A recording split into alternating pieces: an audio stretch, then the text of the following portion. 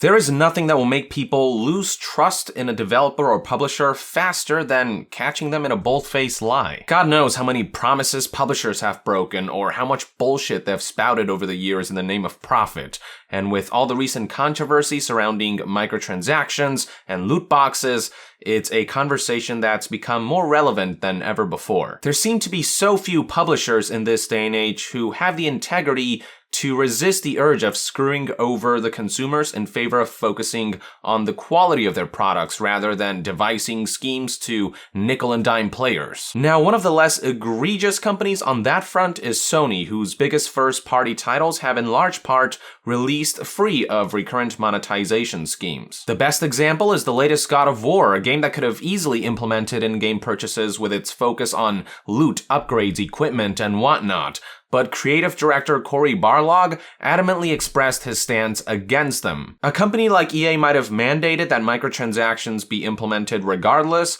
but Sony seems to be willing to respect the wishes of its game creators and give them as much freedom and space as they need to do their best work. When you look at Sony's first-party releases over the past few years, as well as their upcoming lineup, it's hard not to feel respect for the consistency of high-quality consumer-friendly products. But all it takes is one slip-up, one whiff of deception to compromise all of the respect, trust, and goodwill they've built up over the years. And unfortunately, Sony has done just that by buckling to temptation with the latest update for the first-party title Gran Turismo Sport. The following information comes from Gran Turismo's official website, where a blog post was published detailing patch notes for the game's July 2018 update. Alongside the addition of a few new cars and a new racetrack, the post also detailed that the update added the option to purchase cars directly from the PlayStation Store, with prices ranging anywhere from $1 to $3. More specifically, players will be able to purchase any vehicles that cost less than 2 million in-game credits, meaning you'll still have to work for the top-of-the-line cars.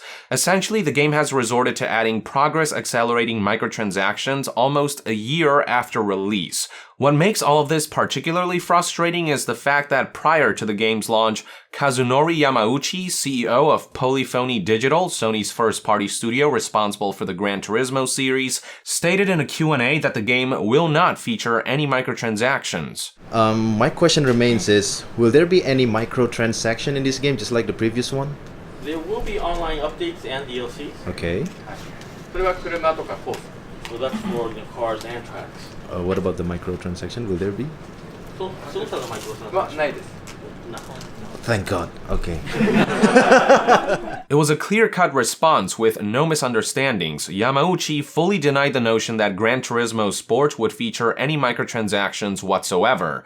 And yet, lo and behold, here we are less than a year later, and they've all but broken that promise. Why Sony suddenly greenlit in-game purchases is unknown, but it could have something to do with Gran Turismo Sport's disappointing sales performance. According to a recent report from May 2018, Gran Turismo Sport only sold 3.3 million copies worldwide, which looks good on paper, but is actually significantly less than what previous mainline entries in the series sold.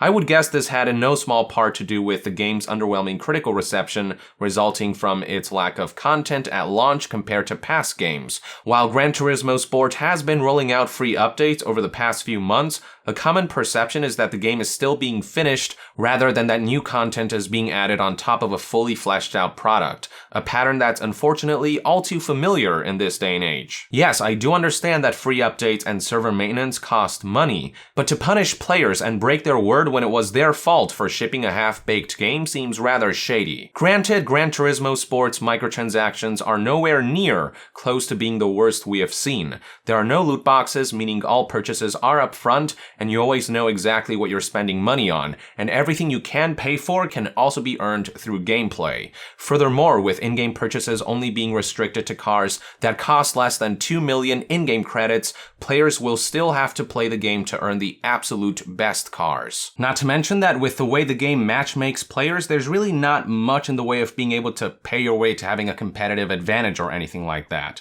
It's not just a handful of cars that are up for sale though. There are a whopping 218 cars that cost less than 2 million in-game credits. That's about 92% of the game's lineup. So there is still an avenue for players to pick out and purchase the best cars from those 218 and skip playing and progressing through the game properly and earning them through gameplay, which somewhat mars the game's integrity. But beyond that, the real kicker here is the fact that Sony and Polyphony Digital blatantly lied to the consumers. They shamelessly pulled a Ubisoft, who you may recall promised that The Division would not have any microtransactions before going back on their word post-launch. So now, moving forward, every time Sony says that one of their upcoming games won't feature microtransactions, we'll be forced to remember this occasion and question whether their word can be trusted, whether they won't simply pull another Gran Turismo Sport and add them after launch when our guards are down. In doing what they did, Sony may have irreparably damaged gamers' trust in them. Sure, there are far worse microtransaction systems out there, but that's not the point, nor is it an excuse. The fact that Sony, of all companies, is going down this route, and the fact that they are resorting to flagrant lies along the way, is what makes this news all the more heinous. It's especially baffling that they're doing this during a time when microtransactions has become a sensitive topic. History has proven that this is how these kinds of shady transitions begin, with small steps that add up over time, with inches that turn into miles. I will also remind you that after John Codera replaced Andrew House as president of Sony Interactive Entertainment, the company alluded that they plan to explore microtransactions. Well, to our dismay, that exploration certainly seems to be taking form via Gran Turismo Sport's latest update.